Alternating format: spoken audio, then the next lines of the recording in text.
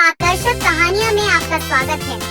गहरे जंगल में होली का रंगीन दिन आ गया था, मगर इस बार कुछ अजीब था। हर साल की तरह जानवरों की टोली उल्लास से भरी नहीं थी, बल्कि वे एक दूसरे को देखकर फुसफुसा रहे थे। पिछले साल किसी ने गुप्त रूप से रंगों में कुछ ऐसा मिला दिया था कि हाथी रामू की सूंड नीली ही रह गई थी और मोरनी चंपा के पंख फीके पड़ गए थे। इस बार सब डरे हुए थे कि कहीं फिर से कोई शरारती जानवर खेल न बिगाड़ दे। बब्बर शेर राजा की आज्ञा थी कि होली खेली जाएगी, लेकिन इस बार सावधानी रखी जाएगी।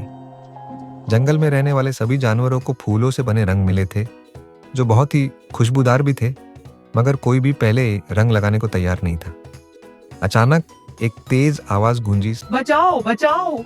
सबने पलट कर देखा तो बंदर चीकू एक ऊंचे पेड़ से उल्टा लटका हुआ था और उसकी पूरी पूंछ लाल हो चुकी थी। सब चौंक गए।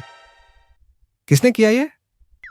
खरगोश गुड्डू झट से दौड़ा और बोला, अरे, किसी ने इसका मजाक बनाया है। तभी झाड़ी के पीछे से एक हल्की हंसी सुनाई दी। भालू भोलू ने तुरंत वहां जाकर देखा, लेकिन कोई नजर नहीं आया। राजा शेर गरजे, जो भी ये शरारत कर रहा है सामने आए, नहीं तो पूरे जंगल की होली बंद कर दी जाएगी। लेकिन कोई भी आगे नहीं आया। इतने में एक नई आवाज आई। अगर होली खेलनी है तो पहले मेरा खेल खेलना होगा। ये आवाज गहरे कुएं से आ रही थी। सब वहां पहुंचे तो देखा कोई नहीं था, लेकिन कुएं की दीवार पर रंगों से लिखा था, खेलो, ढूंढो और असली रंग के साथ होली का मजा लो। अब जानवरों के सामने चुनौती थी। सभी ने सोचा कि होली खेलनी है तो पहले इस रहस्य को सुलझाना होगा।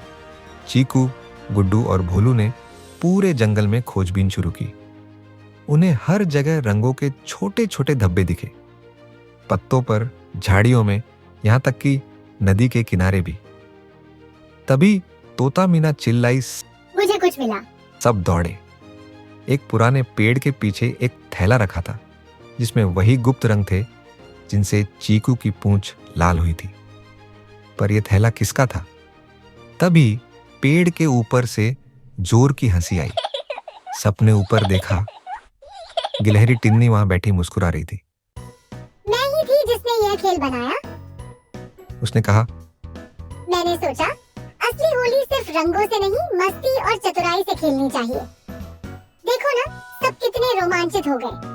पहले तो सब हैरान रह गए, लेकिन फिर हंस पड़े।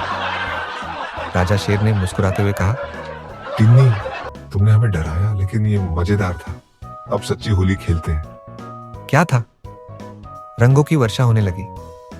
रामू हाथी ने अपनी सूंड से रंग उड़ाया, मोरनी चंपा ने अपने पंख फैलाए और पूरे जंगल में रंगों की धूम मच गई।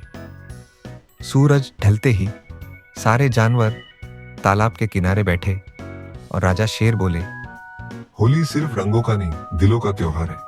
हमें हमेशा प्यार और खुशी से इसे मनाना चाहिए। सबने मिलकर टिन्नी की शरारत को माफ किया और होली के असली रंगों का आनंद लिया। इस तरह जंगल की सबसे रहस्यमयी और मजेदार होली खत्म हुई।